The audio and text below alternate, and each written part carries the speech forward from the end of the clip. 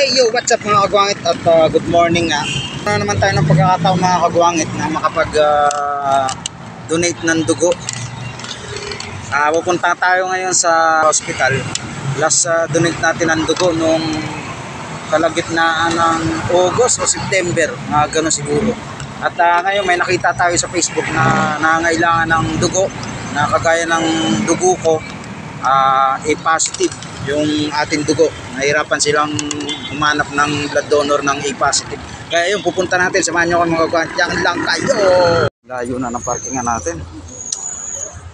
Malapit sa may yung mall dito. Sa may Padre Paura.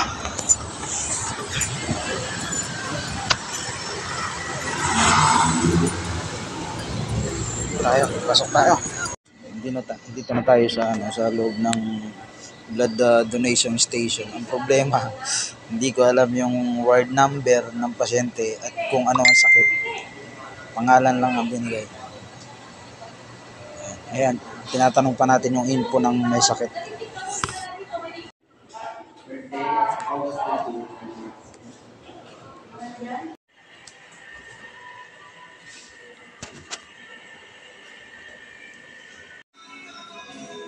Kami po sa Red Cross. Member po ako ng Bata Red Cross. Dito po sa Red Cross. Ayan, tapos na tayo sa ating misyon. Ito, tama natin, kabila. Balik na tayo sa trabaho. Balik tayo sa Mandaluyong. Kasi, boss, alis na ako, boss. Kaya, sir?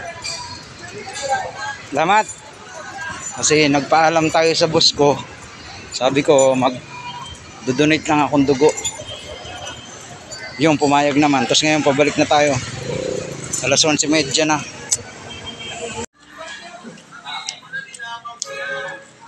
Kumain muna ako sa paborito kong kinakainan ng taxi driver pa ako. Karinderya. Tapos pabalik tayo sa trabaho.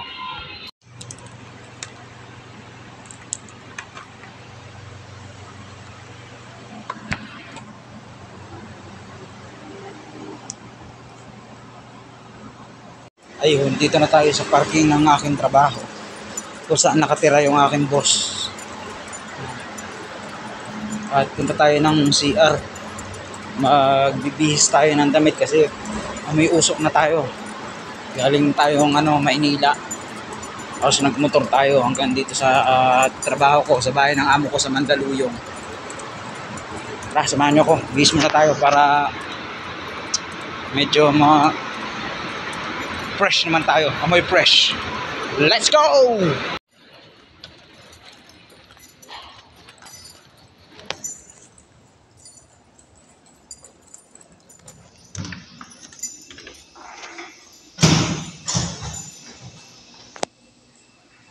Bihis tayo.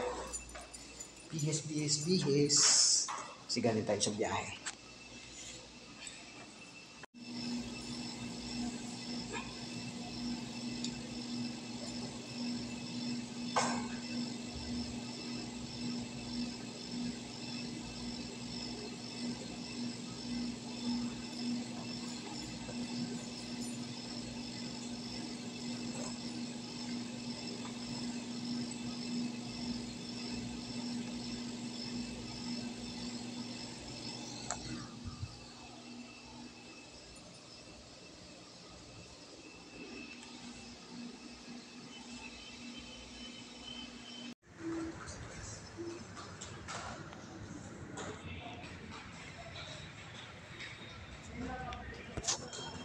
Ayun, nandito na tayo sa lobby ng condo ng boss ko. At inaantay naman natin yung tawag niya kung magpapadrive o kung may lakad siya. At kung meron kayong mga kamag-anak, kakilala, kaibigan na nangangailangan ng dugo, huwag kayong matakot mag-donate. Hindi naman masakit yung karayom na itutusok sa iyo. Una dito sa blood test, tapos dito ka tutusukan. Hindi naman masakit. Napakaganda at maraming benepisyo sa katawan pag mag-donation ka ng dugo. Maraming benepisyo sa katawan. Yung immune system mo lalakas. Ako, matagal ako bago magkasakit. Kaya hindi ako basta-basta nagkakasakit kasi yan, nagdo-donate ako ng dugo kasi nagre-recycle ng bago yung dugo ko.